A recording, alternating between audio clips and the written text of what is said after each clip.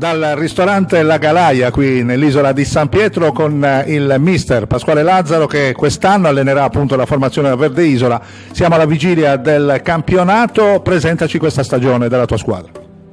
Ma sarà una seconda categoria molto particolare, molto difficile. Ci sono squadre attrezzate, squadre importanti come la Gialeto, una squadra storica, la Don Bosco Guspini, che ha fatto acquisti importanti che conosciamo, abbiamo affrontato in promozione, però ci siamo anche noi, potremmo dire la nostra al completo, potremmo fare bene, potremmo stare al nord della classifica, dipende un pochettino da noi, siamo noi i padroni del nostro destino, come si suol dire, ecco.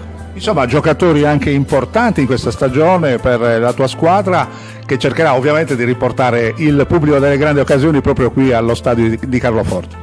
Ma gli acquisti che sono stati fatti dal presidente sono sicuramente importanti, oltre a aver confermato l'ossatura della Verde Isola dello scorso anno. Sono stati presi giocatori come Giacomo Sanna, che non sto io a presentarlo, Momo Konate, arriva da una stagione, da mezza stagione in eccellenza ad Arbus e poi l'ha terminata a Carboni in promozione, finendola con i playoff. E abbiamo preso Antonio Grosso in porta, giocatori difensori del calibro di Alberto Arrais, di Andrea Uchedu in mezzo al campo, quindi possiamo sicuramente dire la nostra, non dimenticando l'ultimo acquisto Gigi Carvone, che non è stato presentato ma è a tutti gli effetti un giocatore della Verde Isola. Insomma, mister, un appello ai tifosi qui di Carloforte per domenica prossima.